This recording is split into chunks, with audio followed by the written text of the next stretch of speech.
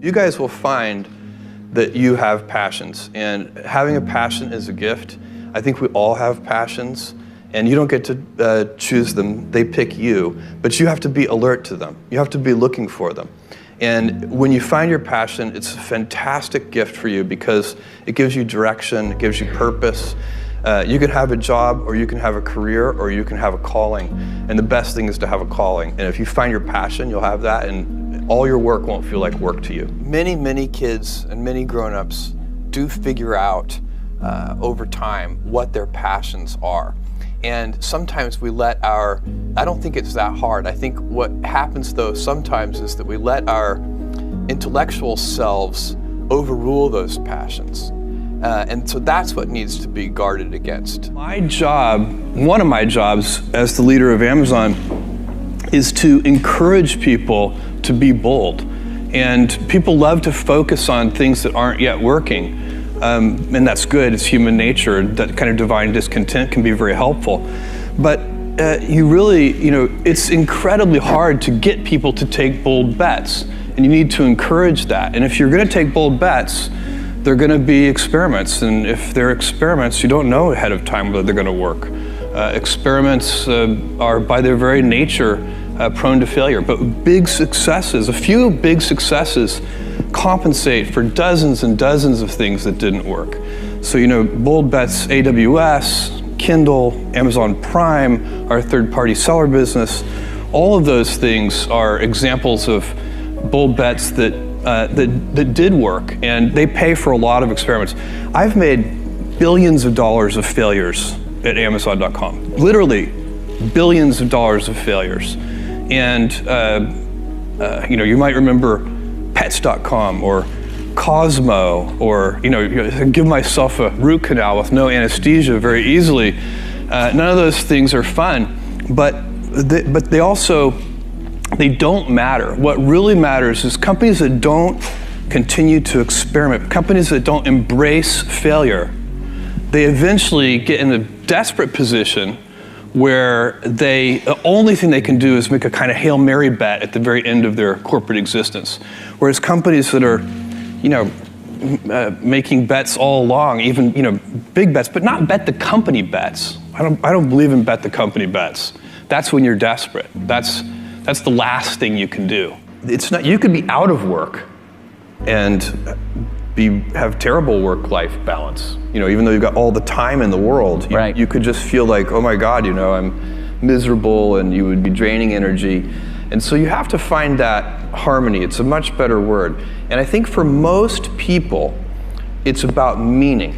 People want to know that they're doing something interesting and useful.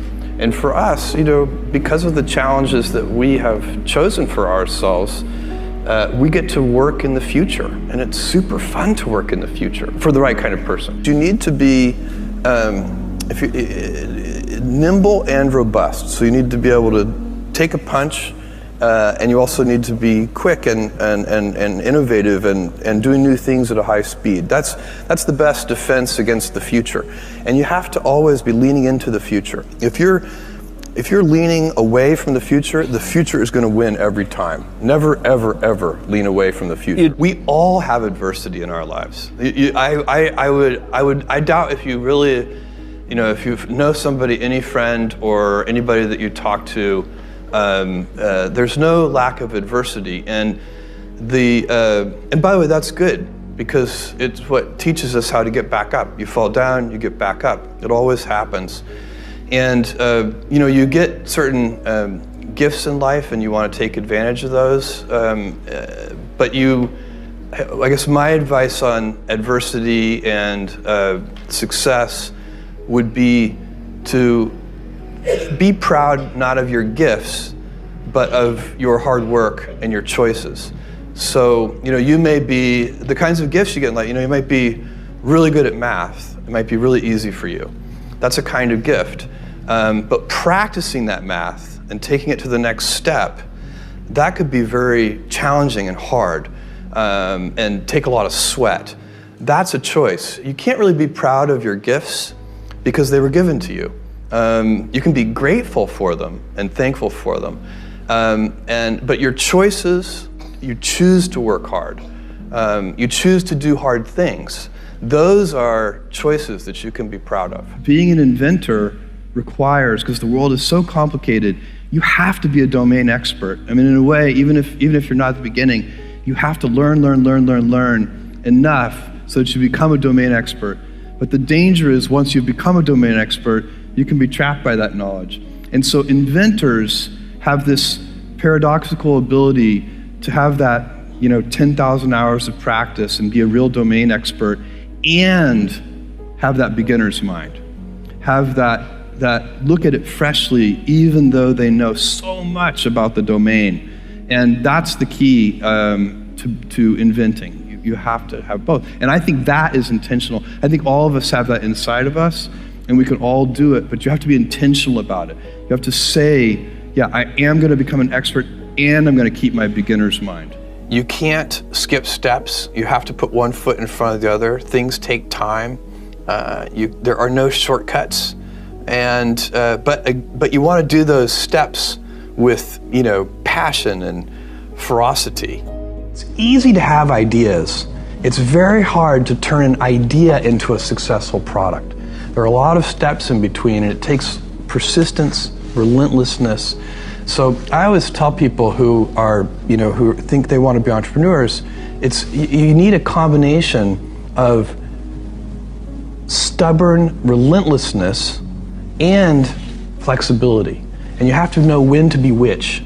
And basically you need to be stubborn on your vision, because otherwise it'll be too easy to give up. But you need to be very flexible on the details, because as you go along pursuing your vision, you'll find that some of your preconceptions were wrong, and you're going to need to be able to change those things.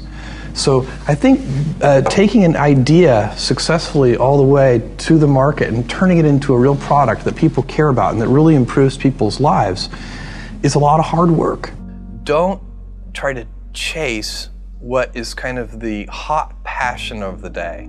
I think we actually saw this. I think you see it all over the place in many different contexts, but I think we saw it in the internet world quite a bit, where at the sort of peak of the sort of internet mania in, say, 1999, you found people who were very passionate about something. They kind of left that job and decided, I'm going to go do something in the internet, because it's it was almost like the the 1849 gold rush in a way. I mean, you find that people, if you go back and study the history of the 1849 gold rush, you find that at that time everybody who was within shouting distance of California was, they might have been a doctor, but they quit being a doctor and they started panning for gold. And that almost never works.